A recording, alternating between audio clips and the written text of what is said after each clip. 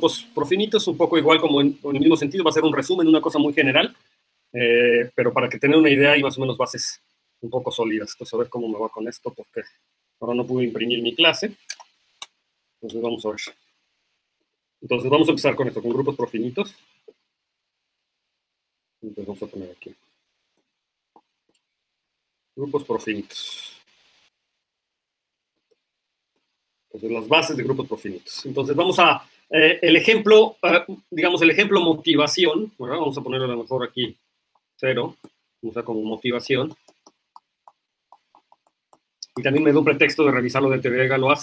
La motivación que quiero utilizar ahorita va a ser la teoría de Galois de extensiones infinitas.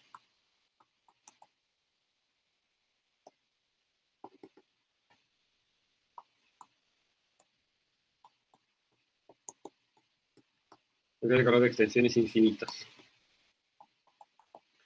Y entonces, para que yo les había dejado, no sé si se acuerdan ahí en el material, les había dejado un cursito que vi de teoría de Galois, donde algo vi de esta parte de teoría de Galois de extensiones infinitas. Entonces, aquí voy a hacer lo que no hice, o voy a tratar de hacer como un complemento de lo que no hice en ese video para no repetir, ¿no? Entonces, también le digo a José Rubalcaba, porque con la gente del CIMAT lo hice otra vez, o sea, los videos que les mandé es básicamente lo que hice con la gente del CIMAT sobre teoría de Galois, que justo con la gente del CIMAT, cuando empezamos esto, empecé viendo esto de teoría de Galois, ¿no? Digamos, como la motivación para estas cosas. Bueno, entonces ahora lo voy a tratar, aunque sí hay intersección claramente voy a ver intersección con lo que les presenté en esos videos y con lo que hice en el CIMAT, pues porque es eso, pero voy a tratar de hacerlo como el complemento, digamos, como lo que no hice, o tratar de ver algunos detalles importantes de lo que no hice, y de todas maneras que sirva como revisión, ¿no? Como revisión de lo que estábamos trabajando. Entonces, lo primero que necesitamos es, lo voy a hacer así. Entonces, sea acá. Por lo pronto vamos a tomarnos acá un campo normal, ¿sí? Y un campo cualquiera, y vamos a denotar por n, voy a ponerlo de azul las matemáticas, y sea n una extensión de Galois.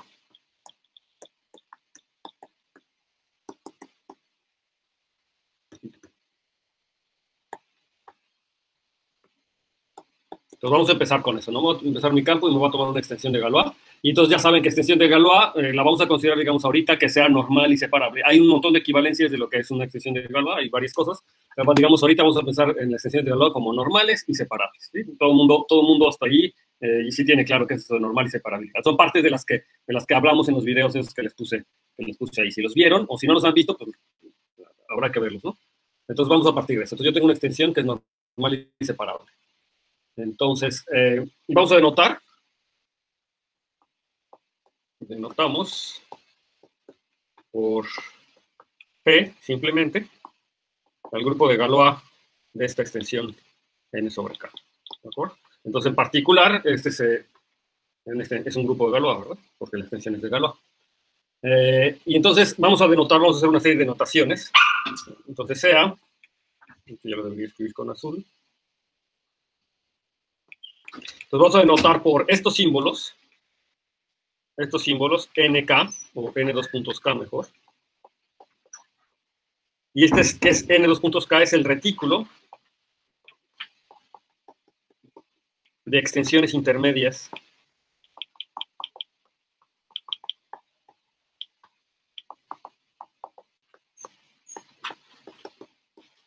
¿sí? Es decir, ¿qué quiere decir eso? O sea, es el conjunto, ¿verdad? Es el conjunto de las L, una extensión de campos, de tal manera que K está entre L y N, pero como subcampo. O sea, no es, es una extensión realmente de K que está entre L y N. ¿Sí? Así lo vamos a denotar. Y análogamente, o sea, y ahora te lo vamos a denotar igual con las llaves, G 2.1, este es el 1, y este va a ser el retículo, pero ahora es de subgrupos. De subgrupos de G. ¿Ok? Y entonces recuerden que un retículo se puede entender es como una gráfica, ¿verdad? O sea, un retículo es un conjunto es un elemento totalmente, parcialmente ordenado, es un conjunto parcialmente ordenado que cumple la propiedad de que tiene un ínfimo y un supremo y que es un único ínfimo y un único supremo. Entonces, si ustedes lo piensan tantito, las extensiones de campos Y justamente las extensiones de campos intermedias cumplen con esta característica. Es un retículo digamos, con el orden parcial, en este caso es la contención, y yo tengo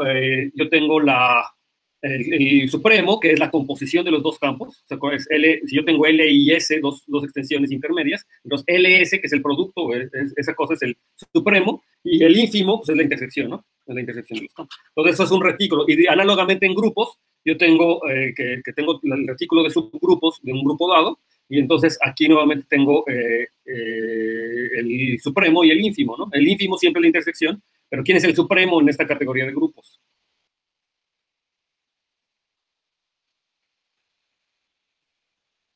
O sea, se puede ver como el grupo más pequeño, si quieren lo pueden ver así, ¿no? Es como el grupo más pequeño generado por los dos, que está dentro del grupo grande. Ese siempre va a ser un subgrupo que está ahí adentro, pero se puede caracterizar con productos y con ese tipo de cosas, ¿no? De hecho, se puede ver que acuérdense que si yo tengo ciertas propiedades en los grupos que uno normal, entonces H por K vuelve a ser un subgrupo y ese tipo de cosas. En el caso de que no sea normal, entonces el producto no es necesariamente un grupo, pero siempre puedo tomarme el grupo más pequeño, el grupo generado por ese producto, ¿no? Entonces, bueno, de todas maneras, en cualquier caso existe. Cuando me tomo subretículos, es decir, cuando voy a considerar casos de normalidad, entonces ahí es un poquito más fácil expresar quiénes son las retículas, pero no importa. El hecho es que estas son retículas, y entonces como retículas, tengo que recordar, eso los digo a grandes rasgos, que quiere decir un morfismo de retículas, ¿verdad? Entonces un morfismo de retículas sería una función entre los conjuntos todos parcialmente ordenados que preserva el orden, ¿no? O que lo antipreserva, ¿verdad? Si es un morfismo o un antimorfismo, es un morfismo de estos posets que preserva el orden o que lo antipreserva, es decir, que revierte el orden, y que sobre todo manda el ínfimo y el supremo al supremo, ¿verdad? Eso debería de ser como lo que pasa con los retículos, ¿de acuerdo? ¿Sí? Eso sería un morfismo de retículos. Bueno, entonces la cosa es que estos son dos retículos, y entonces lo que me dice básicamente la teoría de Galois es que tenemos antisomorfismos, ¿verdad? O antihomomorfismos, lo voy a poner primero. Entonces tenemos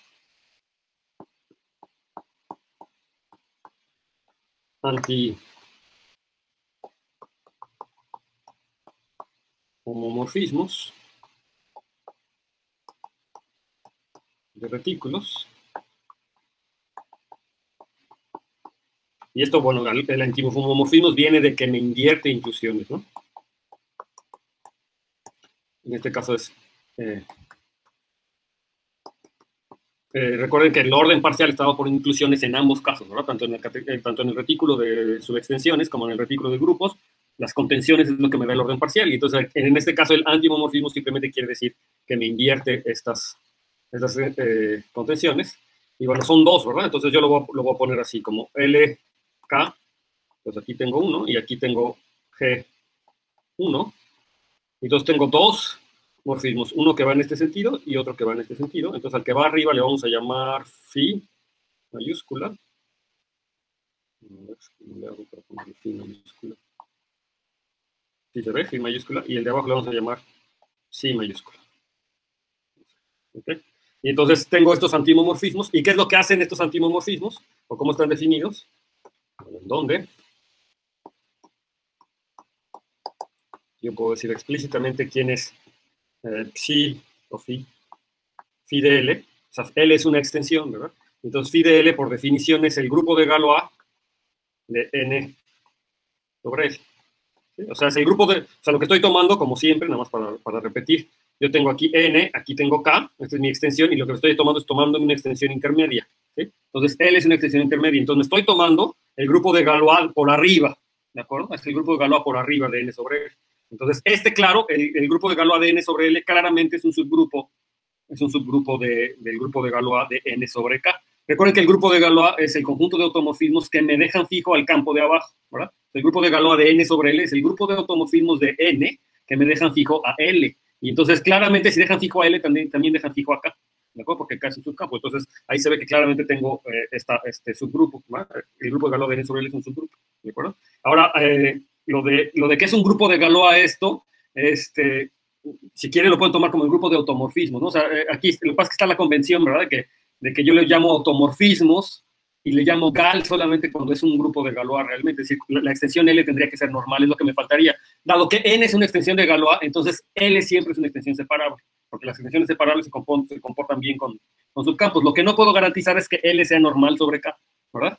Entonces, estrictamente, así como lo estoy poniendo, no debería de llamarle el grupo de Galois de N sobre L si quiero ser consistente con lo que dije en el otro video, porque en el video que yo estaba trabajando antes, en realidad debería decirle automorfismos de N sobre L, ¿verdad? Son los automorfismos. Pero hay algunos de los autores que de hecho denotan el grupo de Galois a todos los automorfismos de N sobre L, pero si yo quisiera ser bien consistente, entonces creo que sí vale la pena mejor ponerle aquí automorfismos para que no haya, ¿verdad? Para que no haya confusiones o inconsistencias con lo que dijimos en el otro video. Porque para que sea un grupo de Galois necesito otras cosas, en particular necesitaría que L fuera normal. Digo, eso es parte del teorema principal de la teoría de Galois, ¿de acuerdo? O sea, necesitaría que L fuera, una extensión de Galois, básicamente, ¿no? Entonces, pero eso no es necesariamente cierto, ¿no? Y de hecho, si yo quiero evitarme todo este tipo de cosas, entonces una notación útil es simplemente ponerle G de N sobre L como notación. Y entonces, ya como notación ya poco importa, ¿verdad? Si es el grupo de Galois o si es el de automorfismos. Simplemente entiendo que ese es el G de N sobre L, es el conjunto de automorfismos de N que me dejan fijo a L, ¿no? Lo podría entender así, ¿no? Es el conjunto de los sigmas de N en N, de tal manera que sigma restringido a L es igual a la identidad. Identidad real, ¿no? Y entonces con esta anotación ya me evito todo ese problema. Pero lo importante es que ustedes se den cuenta que esta cosa también es un subgrupo, ¿no? Claramente. Y ahora, ¿quién es psi de un subgrupo? Entonces ahora lo que estoy tomando es H es un subgrupo de G. Entonces este psi de G pues es el que habíamos denotado como sería N de H, ¿verdad? G de H.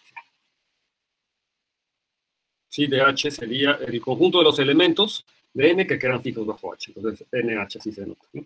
NH, que es igual al conjunto de los elementos X contenidos en N, de tal manera que sigma de X es igual a X, pero ahora para todo sigma contenido en H.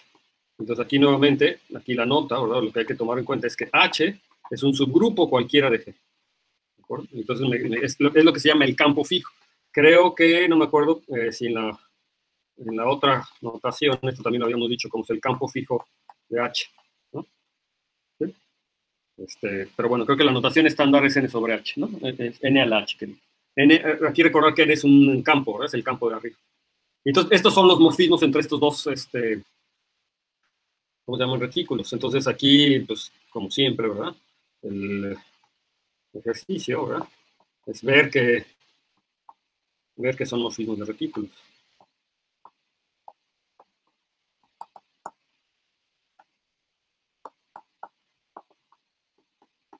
Y de hecho, en realidad, no morfismos, sino ¿verdad? Antimorfismos de retículos. O sea, que invierten las contenciones. Los morfismos de retículos se llaman homomorfismos de retículos, ¿no? O sea, por eso lo había puesto ahí antes. Son antihomomorfismos de retículos. Okay. Entonces son los homomorfismos de retículos aquí. Y entonces el teorema, ¿verdad? El teorema de la teoría de Galois, en este caso, el teorema me decía que, nuevamente, supongamos que n sobre k es finita. Quiero decir, finita. Quiero decir, además finita. Es decir, es de Galois, ¿verdad? Pero entonces es finita además, ¿no? Es una extensión finita. Entonces este es el teorema de la correspondencia de Galois para el caso de extensiones finitas, para el cual dedican un curso de teoría de Galois en la licenciatura, ¿no? Entonces, lo que me dice es esto. El primer punto es que el número de Leo, en realidad esto es una consecuencia y de hecho podría ser esta la definición de que esta sea una extensión de Galois, pero es que la cardinalidad de esta cosa es igualito a la cardinalidad de este grupo, ¿no? O sea, que el grado de la extensión es igualito a la cardinalidad del grupo. Eso es, bueno, una de las consecuencias de la teoría de Galois, y de hecho, si esto pasa es porque n es una extensión de Galois, una de las equivalencias, ¿no? Que se tiene. Y la otra es exactamente esto, que el phi y el psi son inversos uno del otro.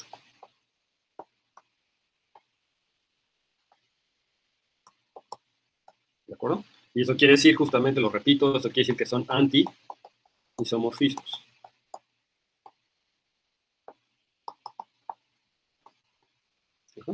De retículos, ¿verdad? Es un antisomorfismo de retículos. Y luego, la tercera propiedad o la tercera parte del teorema me dice que pone condiciones, ¿verdad? O sea, me dice que si L es un retículo intermedio, entonces es un campo intermedio, es decir, está aquí, ¿verdad? Es la ventaja de esta notación, ¿verdad? Me permite ponerlo así. Si L es un campo intermedio, y phi de L es como siempre, phi de L lo vamos a poner como G n L, ¿verdad? Es el campo que está. Entonces me dice, entonces, con coma, entonces L es normal, es una extensión normal, sí, solo sí, sí, solo sí, es una extensión normal, sí, solo sí, el grupo de Galois o este objeto G de n sobre L es normal, lo voy a poner. Es un subgrupo normal de G, ¿verdad? Y en este caso,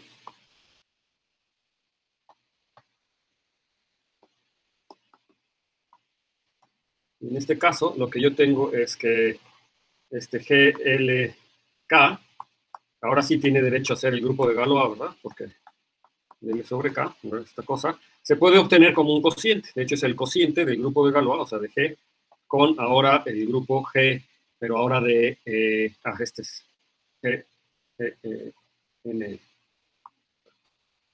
¿Sí? Okay. Entonces, se obtiene como un cociente. El grupo de Galois de L sobre K, en este caso, si es un grupo de Galois, se obtiene como el cociente de G de N sobre L. Este es el teorema clásico de la teoría de Galois, ¿no? Esta cosa se dedica uno a probarlo un rato en un curso de teoría de Galois. Y esta situación sucede cuando la extensión es finita, ¿verdad?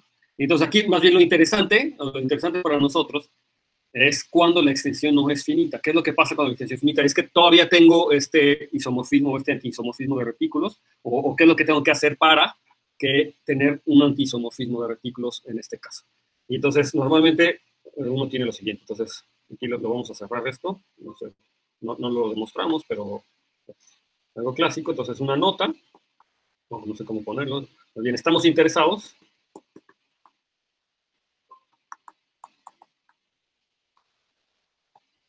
en el caso que la extensión, ¿verdad? O que el grado de la extensión de n sobre k, pues no sea finita, ¿no? O sea, que sea una extensión de grado infinito, o posiblemente de grado infinito. Y entonces ahora vamos a considerar en general, sea k, digo, sea n, una extensión claramente también de Galois, pero le voy a quitar la hipótesis de que sea finita, ¿no? O sea, arbitraria, o no necesariamente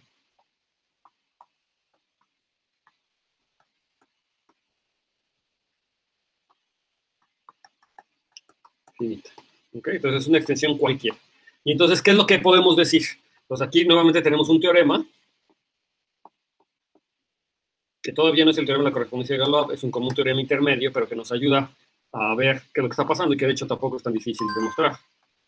Entonces dice, tenemos que en este caso, si yo hago la composición, voy a ponerle aquí azul, si yo hago la composición de el psi mayúscula con el psi mayúscula, o el phi con el psi, entonces lo que yo obtengo es que esto es igual a la identidad en el retículo pues, que le toca. En este caso es el retículo n sobre k.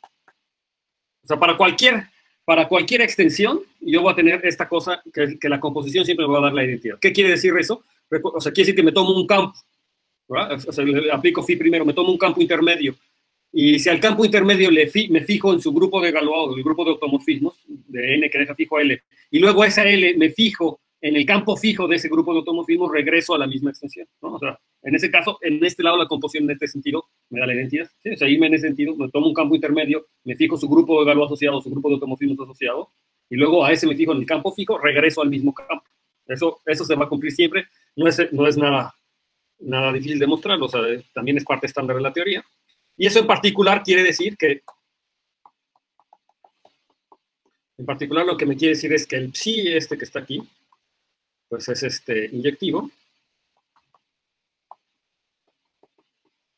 y pues me dice análogamente que el psi es sobre, ¿no? Bueno, esto de por sí ya es bastante interesante, ¿verdad? O sea, que sea suprayectivo, pues eso quiere decir que todos los campos son el campo fijo de alguien, de algún subgrupo, ¿verdad? En particular. ¿Sí? Es al revés, ¿no? Eh, a ver,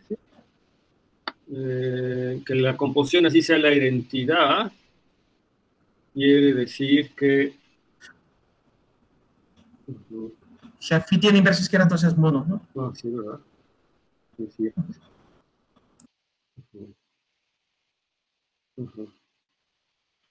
Ah, exacto. Y no, pero yo lo que voy a querer, o sea, yo lo que no se cumple es que lo que no se cumple es que la sí es inyectiva, justamente. Es decir, que puedo tener dos subgrupos que tengan el mismo campo fijo. ¿Sí? Exactamente, eso es lo que pasa, que yo puedo tener dos subgrupos que tienen el mismo campo fijo. Y eso quiere decir que la psi no es inyectiva. Entonces, en particular, sí, exactamente. Entonces, esta cosa, sí, justamente, entonces, este sobre,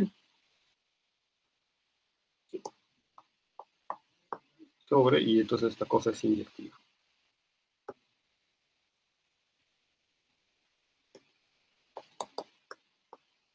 Sí lo puse en mis notas, pero sí. Bueno, y entonces esto es justamente lo que quiero ver, que phi sea sobre, eso es más bien, que phi sea sobre, pues me quiere decir que todo grupo, ¿verdad? Es el grupo de Galois, que todo subgrupo de G es el grupo de Galois de alguien, ¿verdad? De alguna extensión que está por ahí, ¿verdad? Eso es lo que me está diciendo.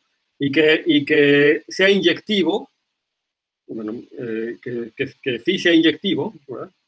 Que phi sea inyectivo quiere decir que dos extensiones distintas pues van a tener grupos de Galois distintos, ¿no? Bueno, como lo normal lo que quiere decir. La pregunta aquí interesante es qué pasa con el contrario, o sea, qué está sucediendo con la otra situación. En particular, lo que vamos a ver o lo que quiero ver ahorita es que justamente no es inyectivo, ¿verdad? O sea, el psi no es inyectivo, esta que es suprayectiva no es inyectivo. Y en particular, bueno, ¿qué quiere decir eso? Bueno, pues que puedo escoger dos subgrupos de este grupo, o sea, en el caso de extensiones infinitas, ¿verdad? Que existen extensiones infinitas en donde yo puedo tomarme dos subgrupos del grupo de Galois grande que tengan el mismo campo fijo y que sin embargo los subgrupos sean distintos. Entonces, justamente de eso se trata el siguiente ejemplo. Nuevamente, este teorema es clásico de la teoría de Galois, ¿verdad? Entonces, digamos, a lo mejor interpretado en términos de retículos, pero si lo desdoblan, bueno, ven que es exactamente lo que estudian en teoría de Galois, ¿no? Entonces, el ejemplo que hay que estudiar ahora es el siguiente, ¿no? Les voy a construir un ejemplo en donde justamente pasa esto que no es inyectivo, ¿no? Entonces, para esto es un ejemplo que va a tener mucho que ver con nuestras construcciones, ¿verdad? Es un ejemplo muy aritmético. Entonces, sea P un número primo fijo. Es un número primo fijo. Algunos llaman un primo racional, ¿no? Y sea, vamos a denotar por K, pues al campo finito con P elementos, ¿no? O sea, el campo finito con P elementos. Entonces, ¿qué vamos a hacer? Pues vamos a tomar ahora otro número primo. Vamos a tomar L, pues un número primo distinto de 2, ¿no? Otro primo. Sí, de hecho, no tiene que ser distinto necesariamente de P, pero digamos, en principio podría tomarme yo otro número primo aquí. Y vamos a fijar una cerradura algebraica de una vez por todas. Entonces sea, pues, vamos a FP barra, y es lo mismo que K barra, ¿verdad? Vamos a fijar una cerradura algebraica.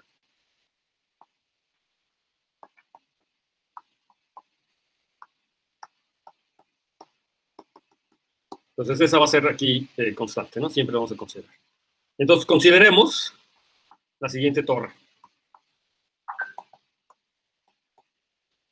Entonces, vamos a construir una torre de campos, donde vamos a empezar con K, pues igual al K0, y este va a estar adentro de otro campo que ahorita les digo quién es, que va a ser K1, y este adentro de otro campo que va a ser K2, y así, etcétera, ¿no? Voy a construir un campo para cada N, en donde KI, por definición, o sea, el milésima entrada, va a ser por definición la extensión o la única extensión, que voy a anotar FP a la L a la I, ¿no? Es FP a la L a la I, que es la única extensión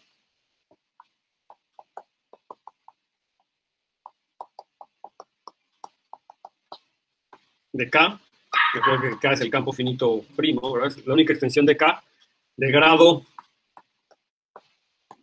LI, evidentemente en K baja, ¿no? ¿Sí? Recuerden que esa es una de las propiedades que tienen los campos finitos, ¿verdad? Es que existe solamente una única extensión adentro de una sola algebraica fija con ese grado. Entonces, lo que estoy diciendo es que aquí el grado de la extensión, ¿no? El grado de la extensión de KI con respecto a K, que es mi extensión en campo finito, es exactamente L a la I. ¿Sí? Es decir, es el campo finito con P a la L a la I elementos. ¿De acuerdo? ¿Sí? Adentro de esa algebraica. Entonces tengo esta torre. ¿Ok? Entonces, me gustaría hacer teoría de Galois, ¿verdad? Entonces necesito una extensión infinita, pero ahorita tengo un montón de extensiones finitas. Todas estas son extensiones finitas, ¿no? Entonces yo quiero hacer teoría de Galois de extensiones infinitas. Entonces, ¿cómo le hago? Pues tengo que definir todavía a alguien más, ¿no? Entonces, sea mi campo N, pues va a ser igual a la unión de todas estas KIs. Y digamos, como están anidados, realmente podría empezar desde 0 y hasta infinito, o desde 1 hasta infinito, no importa. O sea, me tomo la unión de todas estas cosas. Como son campos anidados, ustedes pueden ver sin problemas, ¿verdad? Que es un campo, ¿verdad? Nuevamente es un campo. ¿Sí? Y es de aquí la importancia de que estuvieran anidados, ¿verdad? La suma, sí les queda claro esto, ¿verdad? ¿Cómo se hace? Como normal, ¿verdad? Como los ideales y todo, necesitaba yo que estén anidados. Para ver la suma, pues están en dos campos, entonces ambos elementos están en un campo grande, y entonces ahí los puedo sumar, y se puede demostrar que no depende del campo en el que yo haya tomado que esté, ¿no? Porque podrían estar unos más arriba. Justamente es una extensión de subcampos, entonces es un campo, ¿no? Con todas las de la ley. Este es un campo, claramente, la extensión, ¿verdad? De NK, pues es una extensión de grado infinito, ¿no? No es una extensión finita, es una extensión de grado infinito, ¿claro? ¿Sí? Porque contiene en particular a una extensión finita para grados arbitrariamente grandes, ¿no? Los contiene dentro con grados arbitrariamente grandes. Entonces es una extensión finita. Ok, entonces yo digo que para este caso me voy a preguntar qué onda con el grupo de Galois, ¿verdad? Entonces, para entender quién es el grupo de Galois, tengo que recordar varias cosas. O sea, yo tengo que recordar, bueno, cómo recupero a cada KI a partir de N, ¿no? Es un campo finito. Entonces, una cosa. Entonces, aquí la nota o notar, notemos que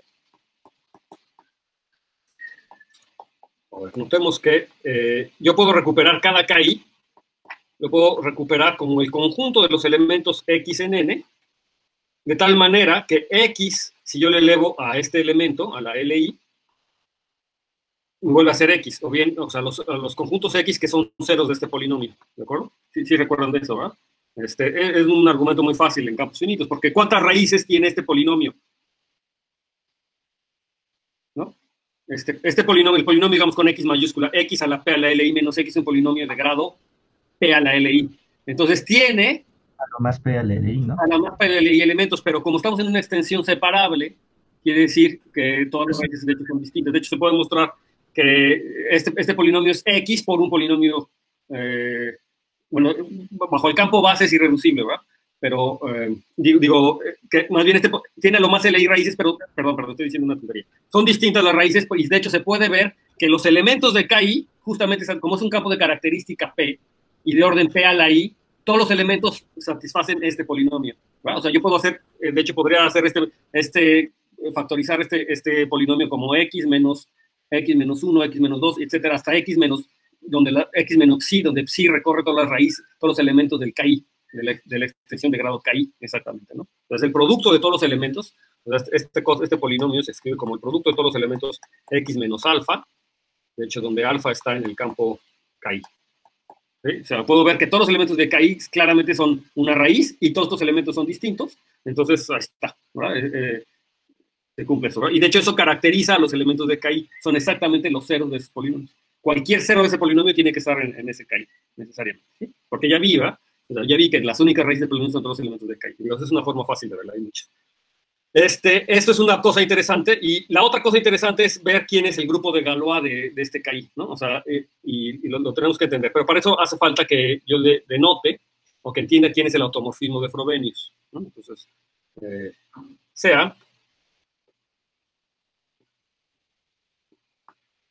entonces vamos a anotarlo igual, sea G igual el grupo de Galois, ¿verdad?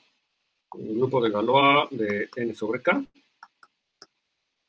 Entonces vamos a tomar un elemento aquí, phi, también le voy a hacer sea phi, lo que se llama el automorfismo de Frobenius. Entonces lo vamos a poner de una vez. Phi de n a n, ¿no? Es un automorfismo. Y este automorfismo, ¿qué es lo que hace? Pues que a cada x me lo manda a x a la p, ¿verdad? Entonces lo que estoy diciendo es que phi de hecho es un elemento de G. O sea, es un automorfismo de n que deja fijo a los elementos del campo base. Y esto es porque estamos en característica P, ¿verdad? Es un campo de característica P. Entonces noten que x más y a la P, en particular es x a la P más y a la P. Eso me dice que phi sea un automorfismo, ¿de acuerdo? O sea, que me respeta sumas, que me respeta el producto es trivial, ¿verdad? Que x por y a la P es x a la P por y a la P es trivial, ¿no? Entonces eso es importante notar que estamos en un campo de característica P. ¿Sí? Es un automorfismo. Y es un homomorfismo. Entonces hay que ver que es un automorfismo es un poquito más, ¿verdad? Hay que ver que es invertible y eso nuevamente pasa porque estoy en extensiones separables, o porque esto es lo que se llama una extensión perfecta. No sé si les queda claro cómo demostrarían que es inyectivo, por ejemplo. O sea, que es un automorfismo. Hay que ver que es un automorfismo realmente. O que es suprayectivo. Pues, inyectivo solo porque es morfismo de campos, ¿no? Exacto, inyectivo es fácil. ¿Y cómo ven que es suprayectivo?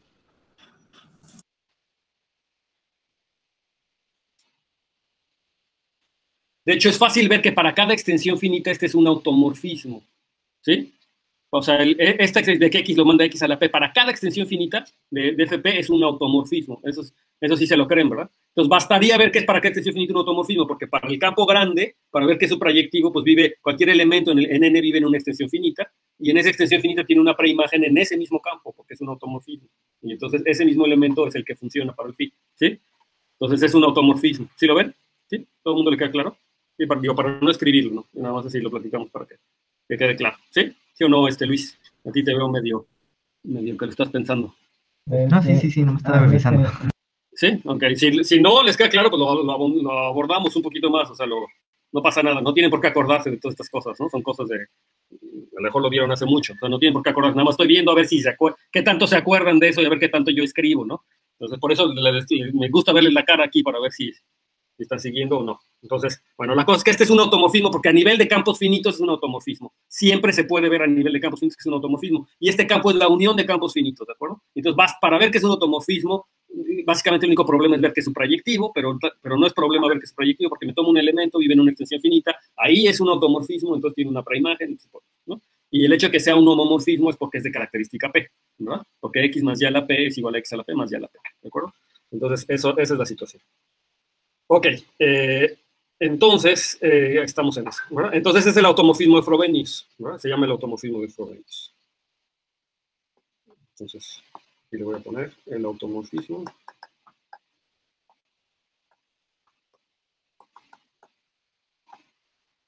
de Frobenius. Ok. Y entonces, ¿qué es lo interesante de esto, ¿verdad? Lo interesante de esto es que el grupo de Galois de una extensión finita está generado, es un grupo cíclico generado por el automorfismo de Frobenius. Entonces, el grupo de Galois, lo voy a poner con azul, el grupo de Galois de L sobre K, de hecho es un grupo cíclico generado justamente por este grupo, por este automorfismo. O sea, ¿sí? O sea, yo tengo que las potencias de x a la p, luego x a la p cuadrada, x a la p cúbica, esos son todos los elementos del grupo de Galois de L sobre K. Todos son automorfismos, y hay tantos automorfismos como el grado. Es una extensión de Galois. Entonces, este es ¿sí? Entonces, sí, una pregunta, perdón. Aquí, ¿quién es L aquí? L es una extensión intermedia, ¿no? O sea, L finita. Sí, lo puse para L finita. Entonces vamos a tomar L sobre K finita. O sea, eso pasa para cualquier extensión finita. En particular, para L igual a uno de los Ks de estos que estamos aquí considerando, ¿no? O sea, para cualquier extensión finita de FP, cualquiera, el grupo de Galois, o sea, es una extensión de Galois, y el grupo de Galois es un grupo cíclico generado por el automorfismo de Frobenius. Esa es una propiedad de la teoría de Galois de campos finitos. Y bueno, También se puede ver, no está tan difícil de verlo. Lo que les digo es que fíjense que las potencias del automorfismo de Frobenius, todos son automorfismos, nuevamente, no es difícil de demostrarlo. Nuevamente son automorfismos, las potencias que es la composición del automorfismo de Frobenius consigo mismo, ¿verdad? Varias veces. Vuelven a ser automorfismos y todos son distintos, excepto cuando me acabé a los elementos, es decir, excepto cuando llego al grado de la extensión. ¿Sí? Entonces todos son distintos y entonces como es una extensión de Galois y el grupo de Galois tiene exactamente tantos elementos como el grado de la extensión y estos son todos distintos e igual al grado de la extensión, ya cabe. Esos son todos, es el grupo de Galois. El grupo de Galois es una extensión cíclica generada por el automorfismo Frobenius.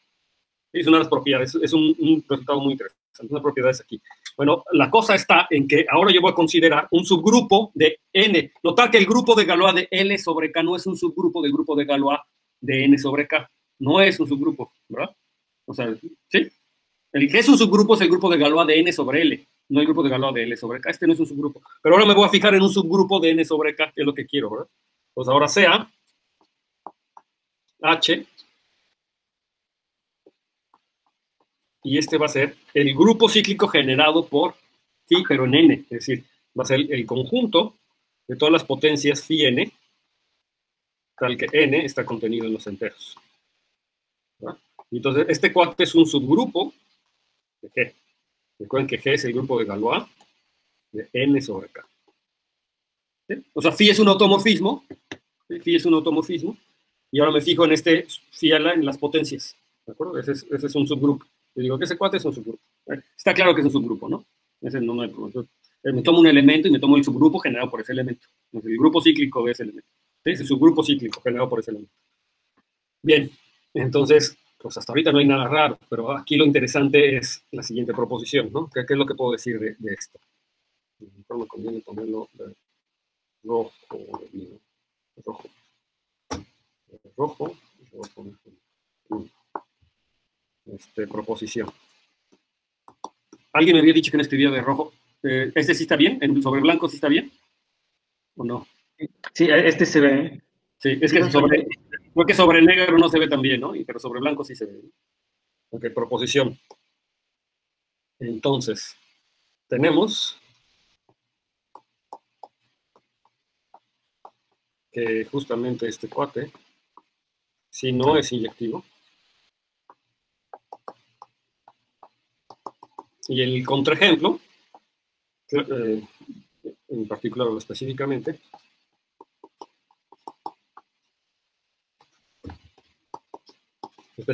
tenemos lo siguiente, que si yo calculo psi, este psi mayúscula de H, es decir, el campo fijo de H, ¿quién creen que sea el campo fijo de H? Pues el campo fijo de H me queda que es exactamente igual al campo fijo de todo el grupo de Galois, que es igual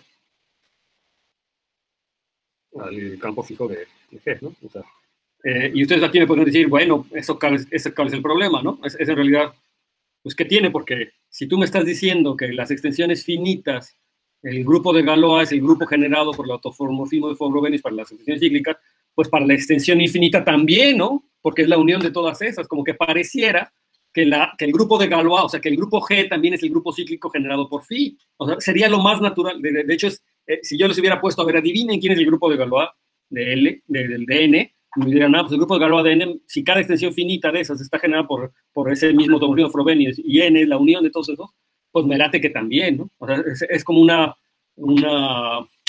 adivinanza, una conjetura muy natural, pero bueno, ¿no? Justamente aquí el detalle está en que no, que H es distinto de G. De hecho, H es un subgrupo de G.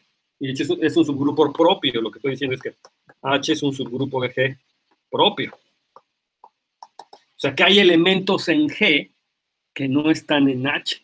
Eso es una... Bueno, yo no sé ustedes, pero cuando yo era estudiante y que estudié esto, eso me sorprendió, ¿no? O sea, yo decía, ¿cómo eso no puede ser posible? O sea, que estoy tomándome las extensiones finitas y cada extensión finita es un grupo cíclico generado por el automorfismo de Galois. Y si me tomo una extensión más grande, vuelve a ser cíclica generado por el mismo automorfismo. O sea, no es otro. No es que sea cíclico con otro, sino es el mismo automorfismo.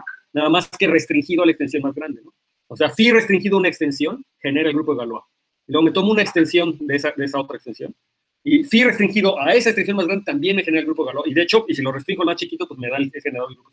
O sea, ese phi me va generando todos los grupos de Galois, el mismo phi, sus restricciones me va generando los grupos de Galois de todas las extensiones de abajo. Y entonces uno dice, bueno, ¿quién es el grupo de Galois de la unión? Pues claramente está este phi, ¿no? Y como que uno pensaría que las potencias de ese pues son todos, porque ese phi en cada extensión finita me da el grupo cíclico. Pero no, resulta que esta cosa contiene elementos extras. Y de hecho, como vamos a ver a continuación, digo, después de que yo haga esta demostración o que haga estas declaraciones, es que de hecho G resulta ser la cerradura de H. Es decir, que los elementos que le faltan a G, es decir, vamos a dotar a G de una topología. ¿Sí?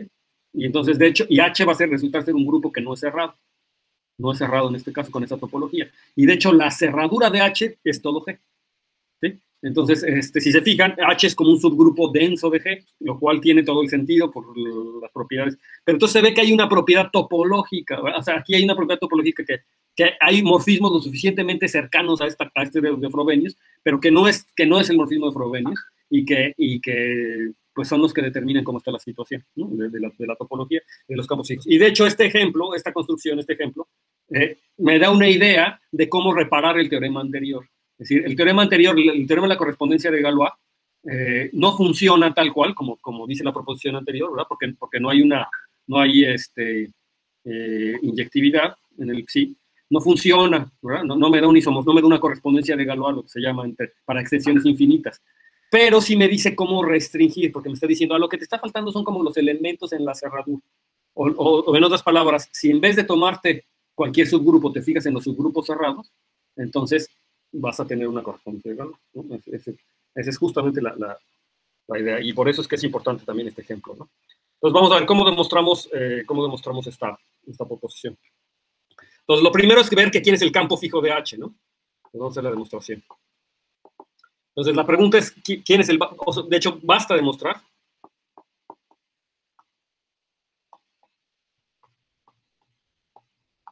Primero, al principio, ¿verdad? O sea, para lo primero me basta demostrar que el campo fijo de H es igual a K. Bueno, eso sería lo primero, ¿verdad? O sea, tengo que demostrar que el campo fijo de H es igual a K. Porque claramente el campo fijo de G es K. ¿De acuerdo? ¿Sí? Entonces, lo único que me falta demostrar para la primera cosa es esto. Entonces, ¿cómo le hacemos? Pues es básicamente lo que les dije, ¿no? ¿Cómo le hacemos para eso? Pues sea X en el campo fijo de NDH. Entonces, ¿qué quiere decir que X esté en el campo fijo de NDH? Pues quiere decir que phi de X es igual a X. Eso pasa para todo, o sigma de X es igual a X, para todo sigma contenido en H. Y eso quiere decir que, en particular, como H contiene al Frobenius, ¿verdad? Entonces, quiere decir que phi de X es igual a X. Y recuerda, ¿no? Y esto es equivalente a decir que X a la P menos X es igual a 0. ¿Sí? Y esa era la caracterización, y esto implica, o esto es la caracterización, de decir que X está pues, en el K0, o ¿sí? Entonces, X está en el campo finito, o sea, está en el K. ¿Sí? Entonces, está en el campo finito. Si X a la P es igual a X, pues quiere decir que está en el campo. ¿Sí? ¿Sí? P a la L a la 0 sería X a la P a la L, ¿no? Este se corresponde a X a la P a la L elevado a la 0. Entonces, eso quiere que esté en el K0, ¿de acuerdo? Porque esto es igual a K0. Está pensando en la notación, ¿sí? Y entonces eso quiere decir que, en efecto, pues si está aquí, está en K. Y, por supuesto, la otra contención se tiene siempre, ¿verdad? O sea, K0 está en el campo fijo. Entonces, eso ya demuestra que el campo fijo, ¿verdad? Que NH es igual a K. Eso no había nada que demostrar. Bueno, la otra contención es trivial, quiero decir. Pero ahora lo que tenemos que ver es que H es distinto de G. Ahora, H no es todo G. Entonces, como ya habíamos visto, H es un subgrupo de G. Lo que me gustaría es entonces construir un elemento en G que no esté en H. ¿De acuerdo? Y entonces, para eso vamos a tener que hacer una construcción muy particular. Entonces, para eso definimos el número primo, ¿verdad? Entonces, este es kappa i o KI minúscula. No sé si se reconozca, no sé cómo hacer, yo no sé hacer capas, a ver, entonces, por ahí alguien me dijo que la capa la podía hacer así como una R, para que se distinga. Entonces, la kappa i, le voy a, por definición, va a ser este numerito, va a ser 1 más L cuadrada y así me voy a seguir hasta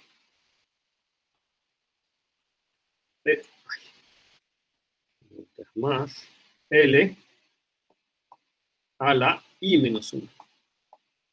Es importante notar que es esto. Entonces, si ustedes saben de números p-ádicos, saben que aquí realmente ese KI es un número L-ádico, ¿no? L es un número primo, entonces es un número L-ádico. Es el número L-ádico 1, 1, 1, 1, 1, 1, 1, hasta llegar a la Y simetral y luego ser. Es un elemento en una bolita de los números p-ádicos. Cuando discutimos números p-ádicos no vimos representación de números p-ádicos, es decir, no les dije cómo se escribían los números p-ádicos, pero los números p-ádicos se pueden escribir siempre como potencias, como una suma como una serie de potencias, digamos, en el primo P. Entonces, en particular, aquí se está escribiendo la serie de potencias, digamos, en el primo L.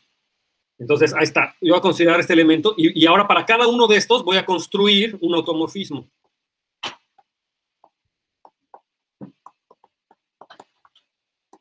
Pues vamos a construir el automorfismo. Le voy a denotar phi I es igual al automorfismo de Frobenius, pero elevado a la potencia KI. Y este cuate es un automorfismo de NN. Ya hemos visto que, por supuesto, que todos estos cuates están en los automorfismos de Frobenius. Es un automorfismo en el grupo G, ¿no? Es una potencia del automorfismo de Frobenius, ¿sí? Pero ¿cuál es la propiedad interesante que tiene este phi I? Y entonces se les voy a dejar de ejercicio. Yuri. Es este ejercicio. Y el ejercicio es que el phi I más 1. O sea, recuerden quién es phi I más 1. Es la potencia KI más 1 del automorfismo de Frobenius. Pero noten que el KI más 1 es 1 más L cuadrado hasta L a la I menos 1, y luego sería más L a la I, ¿no? Esa sería la potencia de KI más 1. Este automorfismo de Frobenius restringido al campo KI, este es el KI mayúscula, es el restringido a la extensión de grado L a la I, ¿verdad? Este es igual al automorfismo de Frobenius, este phi, pero al I más 1, perdón, al iésimo, restringido al KI. ¿Sí? O sea, que este automorfismo, phi más 1, que es un automorfismo particular, es distinto del phi, pero si lo restringo al campo KI, entonces ya me dan que coincide ahí abajo. ¿De acuerdo? Entonces, si se fijan, o sea, lo que estoy tomando es que estoy haciendo aquí entre nos, no sé cómo hacerlo, yo estoy tomándome una sucesión de phi-is, ¿verdad? De automorfismos. Confíen en los enteros, si quieren, en los naturales positivos, de hecho, debería de tomar los I mayores igual que ser, ¿no? O sea, porque estoy tomando las potencias, ¿no? Entonces estoy tomándome estos phi-is, y es una sucesión compatible, o sea, las restricciones de los phi-is a las KIs, si quieren aquí, en vez de tomarme esta sucesión así, es phi restringido a la KI, me da una sucesión compatible de elementos de phi. Y entonces eso me va a permitir definir ahora un automorfismo más padre. Entonces, esto nada más será una sucesión, aquí voy a poner, es una sucesión compatible.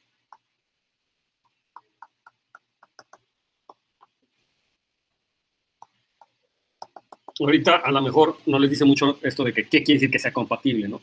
Cuando veamos límites directos y límites inversos, va a quedar claro que es una... Cuando veamos límites proyectivos, queda claro que es esto de una sucesión compatible, ¿de acuerdo? Entonces es una sucesión compatible. Lo pongo ahí para que quede en su memoria, ¿no? Es una sucesión compatible. Y esto es el ejercicio, ¿de acuerdo? O sea, tienen que verificar que esto sucede. Es muy fácil, nada más cosa de meterla ahí, como todos los ejercicios. No sé si ya han hecho los ejercicios, la verdad es que no he revisado si han hecho algo de ejercicio, si los han subido, si los han escrito, no he podido en estas semanas.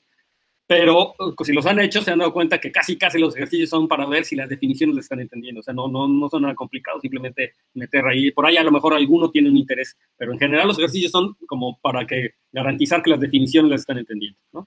Entonces, bueno, este es otro de estos. No hay nada de complicado, lo único que hay que hacer es evaluar, ver quiénes son y ver qué en efecto sucede. Tomar en cuenta que estamos en campos de característica P y esta propiedad de los elementos de KI que quedan caracterizados porque son los ceros del polinomio correspondiente. Déjenme cerrar la puerta porque... No.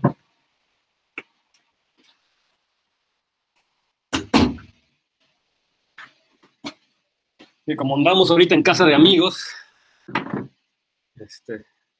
bueno, nos tenemos que adaptar a las circunstancias. Entonces ahorita hay ruido, perros, más perros, gente que entra y sale. En fin, bueno, ok. Sí, espero que no me estén escuchando, me estoy quejando. En fin, ok, bien, aquí estamos. Lo que voy a definir es ahora un homomorfismo, ¿no? Un homomorfismo particular, sea ahora sigma de n en n, voy a definir otro morfismo particular, sigma de n en n, ¿y cómo lo voy a definir? Pues lo defino así, sigma de x. Pues entonces, ¿qué pasa con ese x? X está en n, que es una unión de los KIs, entonces debe estar en un KI, ¿no? Y entonces, para este sigma, pues lo voy a definir como phi i de x. Esto pasa si x está contenido en KI. Esa es la extensión de campos, ¿no? En el K mayúsculo. Y entonces, ejercicio 2.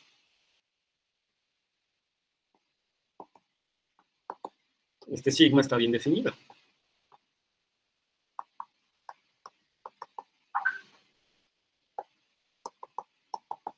Sí se ve, ¿no? O sea, aquí estoy haciendo una elección, ¿no? Que es que X está en el KI, pero puede estar en varios. De hecho, si está en uno, están en todos los que van para arriba. ¿De acuerdo? Entonces, yo defino este como phi de KI de X. Pero justamente la compatibilidad que está unas líneas más arriba me garantiza que no importa en qué KI estaba, porque todos los automorfismos de Frobenius para cuando me voy allá arriba va a valer lo mismo, ¿verdad? O sea, ¿sí? O sea, el valor de esta cosa va a ser la misma, a fin de cuentas. ¿De acuerdo? Entonces, esta cosa va a estar bien definida. ¿Sí? Si X está en KI para más adelante, para los elementos de más arriba, no va a importar. ¿Sí? Eso justamente la compatibilidad que está escrita arriba de la sucesión me garantiza eso. ¿Sí? Entonces, esta cosa está bien definida y es un automorfismo. O sea, cuando está bien definida, quiere decir que es un automorfismo y que cumple todas las condiciones. ¿Sí? Y ahora, eso quiere decir que sigma, en efecto, es un elemento del grupo de Galois. ¿Sí? Y entonces, pues, la afirmación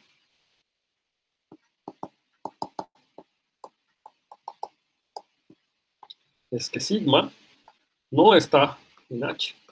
O sea, es un elemento del grupo de Galois, pero que no es un elemento del grupo cíclico generado por el automorfismo Frobenius, que sí cambia cuando yo me tomo las diferentes potencias. O sea, sí, que si depende de dónde esté la extensión, sí va a cambiar. ¿Sí? Y ahora, ¿por qué será que esta cosa? Demostración de la afirmación. Pues sí, pues lo hacemos por absurdo, ¿verdad? Si sigma estuviera contenido en H, entonces, pues, ¿qué debe pasar? Pues que debe existir una potencia, ¿verdad? Existe un n, tal que pues, este sigma tendría que ser igual al automorfismo de Frobenius a la n. ¿Sí? Pero, ¿cómo ven? ¿Eso podrá ser? En particular, o claramente no va a poder ser, ¿verdad? Pero si es esta particular, entonces sigma restringido, por ejemplo, la extensión KI, ¿verdad? ¿Quién tendría que ser? Bueno, por un lado sería el automorfismo de Frobenius a la n restringido al KI, pero por otro lado, esto tendría que ser phi, ahora la capa I, la capa esa que funciona como R, no sé cómo, ¿sí se distingue? Ese sería el numerito, la capa I, o sea, el capa I de ahí es el 1 más L cuadrado más L cúbico, ¿sí? O sea, es las potencias. O sea, el phi, pues, o sea, ¿no? A lo mejor por eso me conviene no poner este aquí, me conviene ponerle phi I, es el phi restringido al KI. No sé si ustedes vean, los demás, yo no estoy viendo lo que está escribiendo el doctor. Bueno, déjame ver qué está pasando. Solo Yo- tratar igual a phi de n es lo último que vi conectado. Sí, yo también. Ok, déjenme ver qué está pasando. Oh, sí, en efecto, se desconectó algo. Oye, ¿hicieron algo con el internet? ¿Sabe? Ay, muchachos.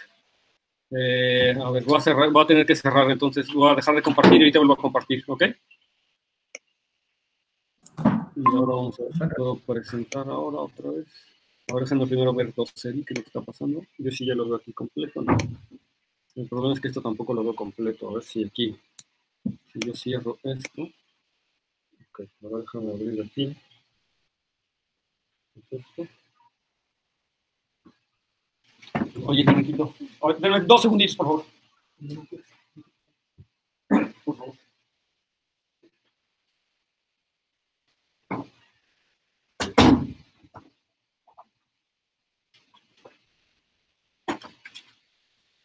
Entonces aquí está, ahora ya está aquí, abajo.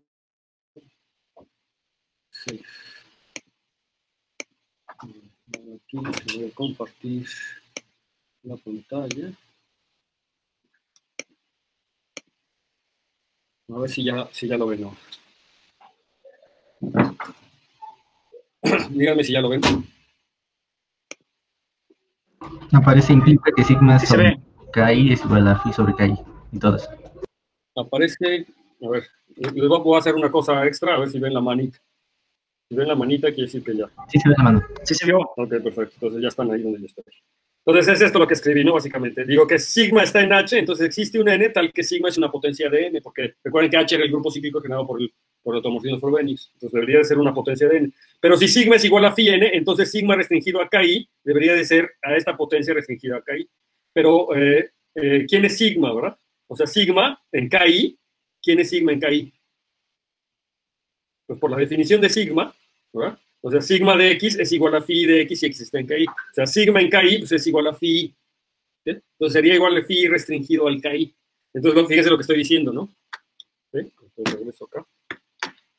Entonces, estoy diciendo que la potencia enésima del Frobenius en KI coincide con la potencia kappaésima del Frobenius. Recuerden que este cuate que está aquí a fin de cuentas es lo que no escribí aquí. Es phi, pero la potencia kappaésima, donde kappaésima, este kappaésima que está aquí, déjenme lo pongo de color rojo, este kappaésima es el que yo definí acá arriba, lo voy a poner acá atrás, donde lo definí el kappaí. El que dije que era 1 más L cuadrado, es este. ¿Sí? ¿De acuerdo? Entonces es esa potencia que está ahí. ¿De acuerdo? Ese que está aquí es esa potencia. Entonces estoy diciendo que la potencia kappaésima, aquí lo voy a poner como se debe, restringido al campo KI. Es que mis Ks no son muy buenas, pero el exponente es kappa, ¿no? Lo que estoy diciendo es que esta potencia, ¿con qué color lo ponemos? Estoy diciendo que esta potencia del automorfismo de Frobenius es igual a esta potencia del automorfismo Frobenius en el campo finito KI, ¿verdad? Que son grupos cíclicos y que, o sea, ambos son grupos cíclicos generados por el automorfismo de Frobenius, ¿no? O sea, en KI, tanto el phi a la n como el phi a la kappa i son automorfismos de KI, o restringidos a KI son automorfismos de KI, es decir, están en el grupo cíclico generado por el automorfismo de Frobenius. ¿Y cuándo dos elementos en un grupo cíclico son iguales? Cuando dos elementos en un grupo cíclico son iguales, cuando dos potencias del generador, concretamente, lo que estoy diciendo potencias. ¿Sí qué, perdón? Las potencias son iguales, ¿no? Sí.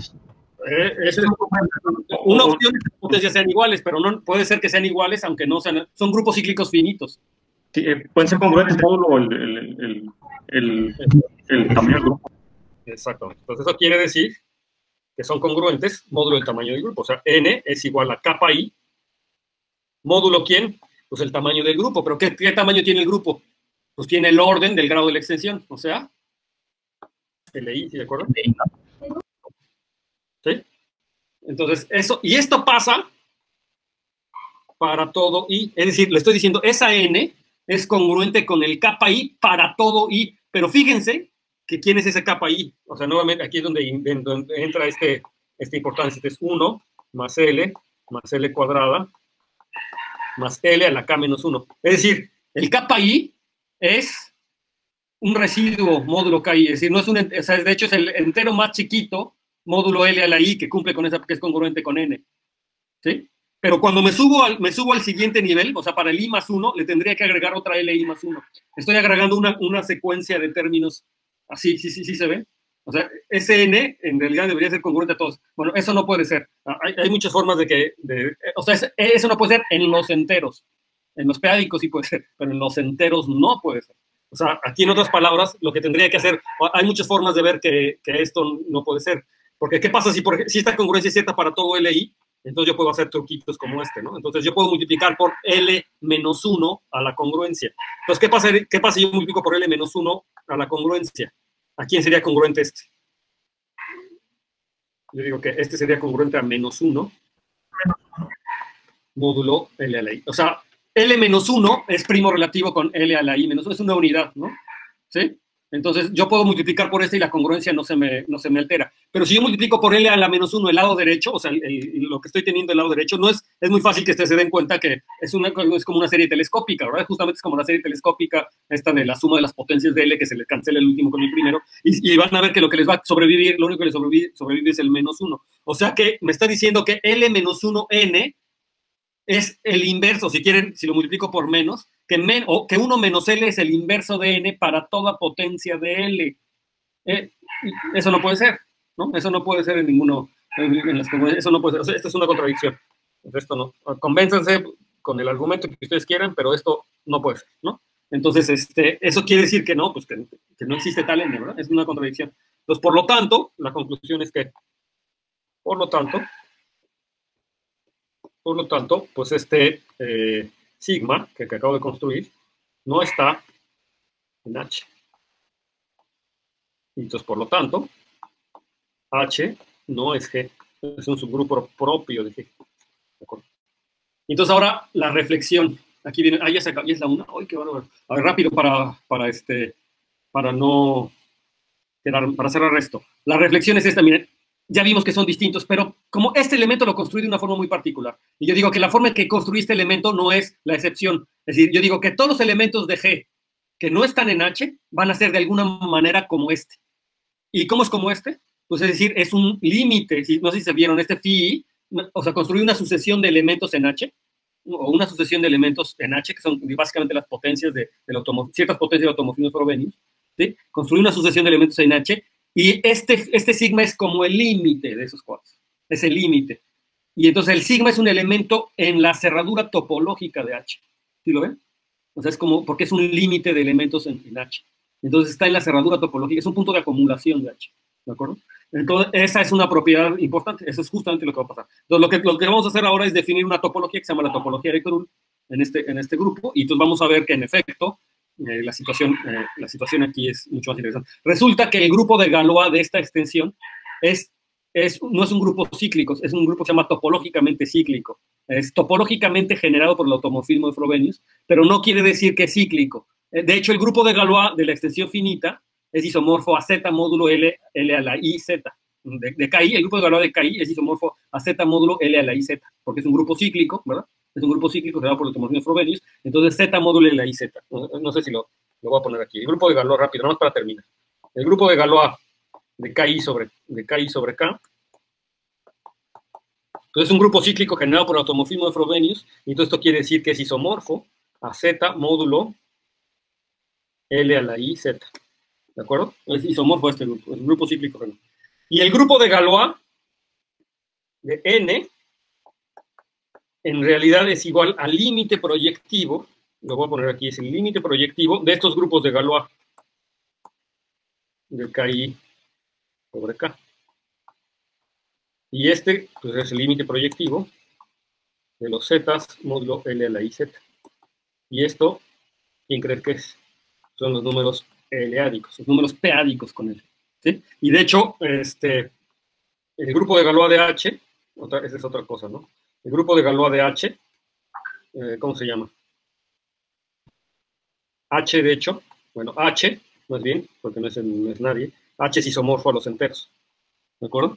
Y entonces la inclusión H como subgrupo de G se corresponde a la inclusión de los enteros L-ádicos. ¿Sí? Se corresponde a los enteros, la inclusión de los enteros L-ádicos. Lo que pasa es que no he visto los enteros L-ádicos o los enteros P-ádicos. En esta clase no hemos visto esta construcción, ¿no? O sea, no he visto esta construcción de los enteros L-ádicos, no lo he visto como un límite proyectivo, porque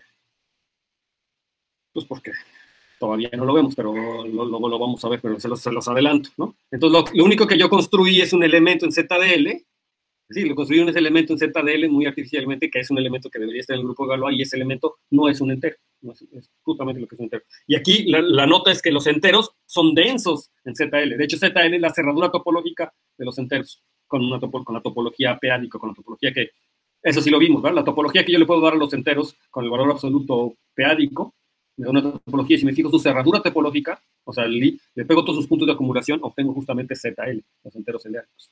¿Sí? Entonces, esa es la situación. Bueno, aquí vamos, ¿no? Entonces, algo tengo que hacer porque voy avanzando muy lento. Creo que soy muy lentito para hablar. No es lo mismo dar clase en el pizarrón que dar en esto. Entonces, no sé si, a lo mejor voy a tratar en la próxima clase a ver si me da tiempo de preparar como diapositivas para avanzar un poco más, porque si no, vamos a ir avanzando un poco más lentito, muy lentito. Pero bueno, voy a tratar de hacerlo, a ver si puedo. ¿Ok? ¿Alguna duda?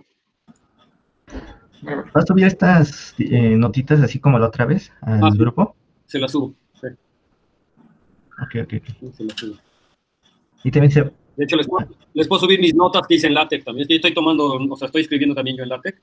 Nada más que no lo he puesto no lo he puesto en el Overleaf, por lo mismo que no tenía internet ni nada. Entonces estaba, ni me he fijado cómo vas. Pero entonces tengo unas notitas de esto en Overleaf. Y tengo problemitas como ese que les acabo de decir, que invertí la inyectividad, la proyectividad. Pero bueno, entonces esa es su chamba, ¿no? O sea, parte de su chamba es corregir esos detallitos en las notas. Y completar los detalles, ¿de acuerdo? ¿Sí? ¿Alguna otra duda? Esto no lo sabía, ¿no? El grupo Galois. Sí. No, todavía no. Está bien, No. perfecto. Entonces están aprendiendo cositas nuevas, ¿no? De aritmética. Está bien, Sí. muy bien. Entonces, ¿alguna duda, comentario? ¿El grupo de valor de n sobre k es igualdad? ¿Se va a demostrar después o con esto ya queda demostrado? No, de hecho, sí, lo vamos a ver. O sea, yo voy a ver que el grupo de Galois sobre acá es como límite proyectivo. Sí, vamos a ver que es un límite proyectivo. Sí. De hecho, casi lo tenemos, ¿no? Pero lo vamos a demostrar. Sí. ¿Qué más? Bueno, no sé si lo vamos a mostrar, pero lo vamos a... O sea, decir, en un curso de teoría de Galois, de galvanizaciones infinitas, eso definitivamente se tendría que demostrar. A lo mejor lo demostramos, o a lo mejor te los dejo de ejercicio. O sea, con lo que veamos aquí, ya no va a ser difícil que los demuestren ustedes. Entonces, ¿alguna otra duda? Pero supongo que es en la parte esta de checar las congruencias, ahí la contradicción, pero no veo dónde usamos que L sea un primo o que sea distinto de 2. ¿No? Sí, es en la congruencia. Sí, de hecho, el hecho de que sea distinto de 2 es que L-1 por N congruente a -1, módulo L a la I. Si L es igual a 2, entonces sí se puede dar la congruencia, claramente, ¿no? ¿Qué pasa si L es igual a 2? Pues me queda que N es congruente con -1 módulo 2 a la I, y ahí sí se puede dar la congruencia. Parte del ejercicio es ver, no sé, pónganlo ahí como parte del ejercicio, ver qué pasa si L es igual a 2, ver que en L igual a 2 sí podrían tener esa congruencia. ¿Sí? Entonces, pero es importante, si yo no dije ahí por qué me había tomado L igual a 2. ¿Sí?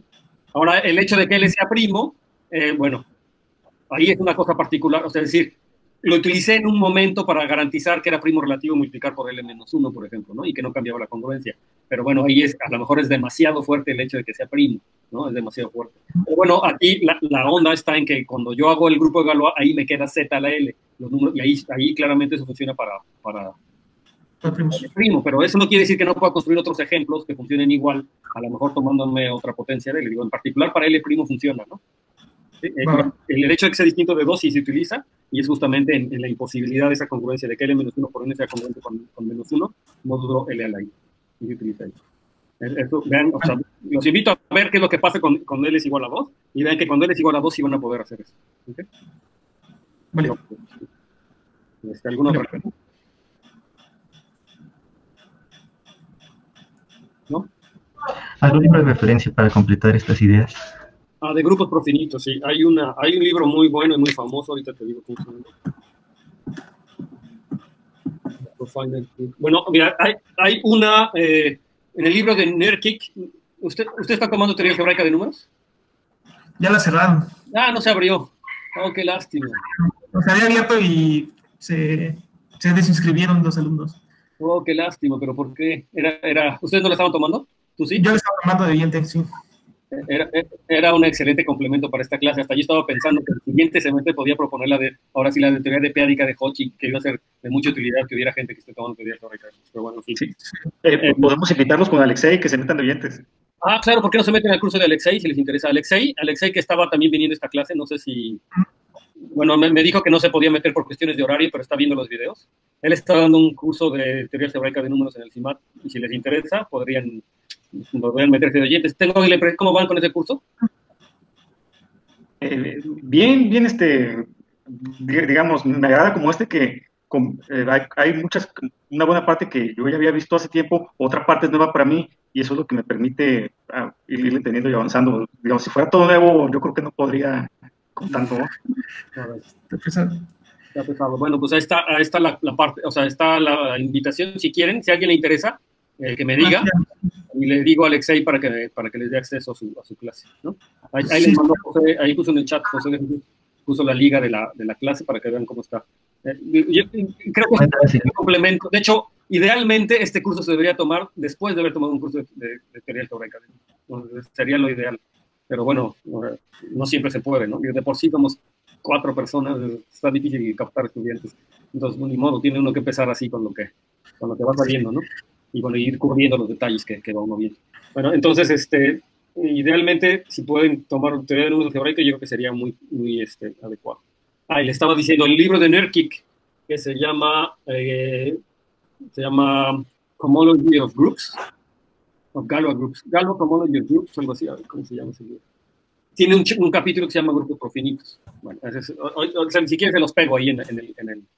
Si se me olvida, recuérdenme, pero se los pego ahí en Classroom. Hay otro, el libro de Milne, de Milne, ya se los he recomendado varias veces, de teoría de Galois. El libro de Milne de teoría de Galois tiene un capítulo de teoría de Galois en extensiones infinitas y habla en particular de grupos profinitos. De hecho, se echa todo un rollo de grupos profinitos. Y hay un libro únicamente que trata de grupos profinitos. Hay varias notas en internet, por ejemplo, de varios cursos. Ustedes googleen grupos profinitos, se van a encontrar varias notas de cursos de grupos profinitos. De hecho, hubo una escuela en México, en el 2014, en Cuernavaca, de grupos topológicos, y un cuate dio un curso. De hecho, yo estoy agarrando mucho, bueno, yo agarro de todos lados, pero mucho de lo que he leído de eso es de ese curso de grupos profinitos que dio, ¿cómo se llama? Harlow, ¿cómo se llama? Herford. Ajá, este cuate, Herford. Dio un curso en Cuernavaca, en el limate de Cuernavaca de grupos profinitos. Entonces, ese está interesante. De hecho, esas notas están muy bien, se las voy a pasar también, porque es un mini curso, es un curso rápido. Entonces, se va al grano a lo que nos interesa. Y el libro de grupos profinitos, ¿cómo se llamaba?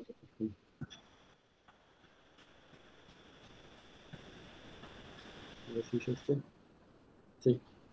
Es de Lenz, del 2020. Se llama Profinite Groups. Es de University of Cambridge. Pero creo que hay otro que en Springer. O el de Rives, probablemente. Sí. Hay uno de Luis Rives, Pavel y Zaleski, que se llama Grupos Profinitos, Profinite Groups del Springer. Esos son muy buenos libros.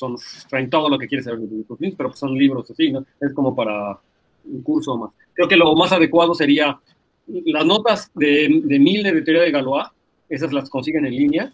Ahí viene lo de la teoría de Galois de extensiones infinitas y lo de grupos profinitos.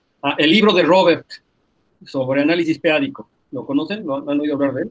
Hay un libro de Robert que se llama Análisis Peádico. Ese libro, la primera parte, o sea, empieza el libro de Robert presentándole a los peádicos de forma algebraica y trabajando con grupos profinitos, porque no hace teoría de Galois, particularmente en el primer capítulo, posiblemente teoría de Galois lo hace después, en el segundo capítulo, pero en todo lo principio les presenta a los peádicos y hace grupos topológicos y estos grupos profinitos. Entonces son como referencias básicas. Yo agarro de aquí y de allá, ¿no? Lo que me sirve para lo que vamos a estudiar, y entonces eso es lo que les estoy presentando. Pero les voy a poner las referencias en el Classroom de estos de grupos profinitos, para que los puedan revisar. Pero sí hay material por ahí interesante. ¿Okay? ¿Alguna otra duda? Bueno, muy bien. Y recuerden que, bueno, queremos llegar a las representaciones de Galois, ¿no? Pero bueno, estas son como cosas importantes. Espero yo que si la próxima clase puede hacer diapositivas, entonces a lo mejor la siguiente clase vamos a ver mucho más cosas, más rápido. Acabaríamos lo de los grupos profinitos posiblemente. Y entonces ya podremos empezar así con representación. ¿Mm? Ok. Bueno, pues entonces en principio nos vemos el jueves. ¿Vale? Bueno, vale. Muchas gracias, profesor. Muchas gracias. Y hasta luego. les digo otra cosa, permítanme tantito. Hay que reponer las clases.